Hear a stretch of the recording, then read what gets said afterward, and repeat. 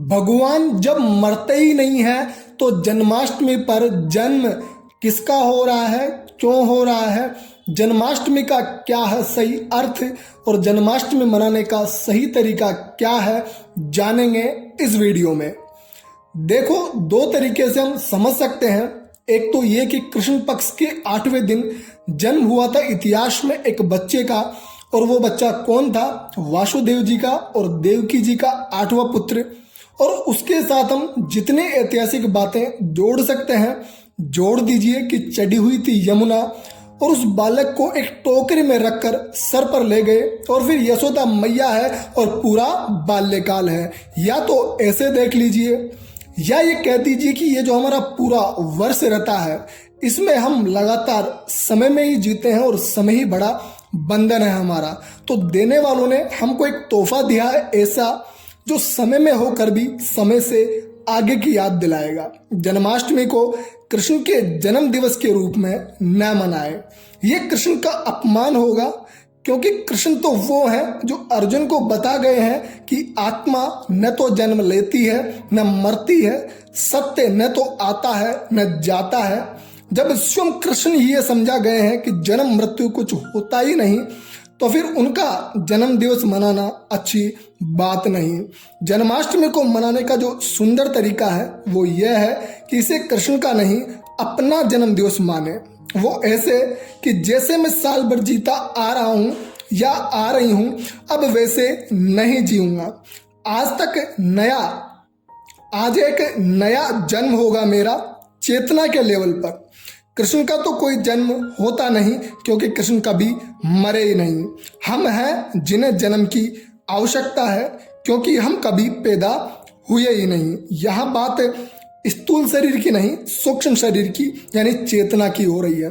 जन्माष्टमी ऐसे मनाइए कि साल भर की भागम भाग में एक दिन का हमको मौका मिला है ठहर जाने का, थम जाने का। ये ठहराव ही हमारा नया जन्म है, क्योंकि हम जो चल रहे हैं वो अपने बंधनों के कारण चल रहे हैं, और ठहरने का मतलब हो जाएगा कि बंधनों पर नहीं चल रहे हैं, आज़ाद हो गए हैं, और ये आज़ादी ही हमारा नया जन्म है।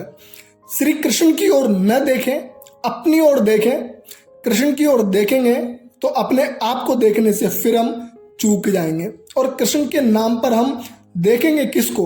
वही तस्वीरें श्री कृष्ण की जो हमने ही बनाई है, और वो हम रोज देखते हैं। क्या बदलाव आना है? कुछ नहीं। जन्माष्टमी पर भी अगर वही करेंगे जो साल भर करते आए हैं, जैसे हमें खीर खाना अच्छा लगता है तो कृष्ण जी को भी खीर चढ़ा देंगे। अब इसमें हमें लगता है कि कुछ नया हो गया। नए कपड़े पहनने से, मिडनाइट पार्टी करने से, नाचने गाने से कुछ नया नहीं हो जाना है। 12 बजे तक जागेंगे और कहेंगे देखो हो गया जन्म। क्या हुआ? कुछ नहीं हुआ। इतना ही हुआ कि 364 दिनों ने 365वें दिन को भी अपने चपेट में ले लिया। जो एक दिन का सुनहरा मौका मिला था वो भी चूक गया। हमारा भारत उत्सवों का देश रहा है। हर चौथे दिन कुछ न कुछ आ जाता है। वो इसलिए ही रहा है कि जल्दी जल्दी मौके दिए जाएं।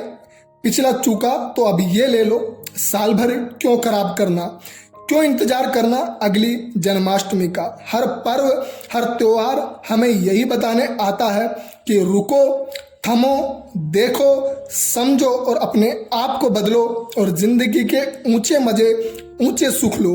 कुछ नहीं रखा इन्हें छोटे मोटे प्लेजर्स में। श्री कृष्ण का भी यही संदेश है कि कृपा करके कृष्ण जी को न झुलाएं, उनके लिए पालना न बनाएं, न उनको हमारे दिए हुए कपड़े पहनने हैं।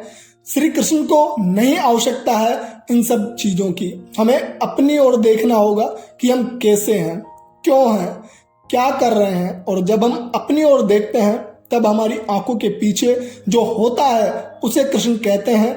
श्री कृष्ण वो स्रोत है जो हमें ताकत देते हैं कि हम बिना डरे इस दुनिया को देख पाएं। एक बार हमने अगर फैसला कर लिया कि सच्चाई में जीना है, फिर जो ताकत अपने आप उभरती है उस ताकत का नाम कृष्ण है।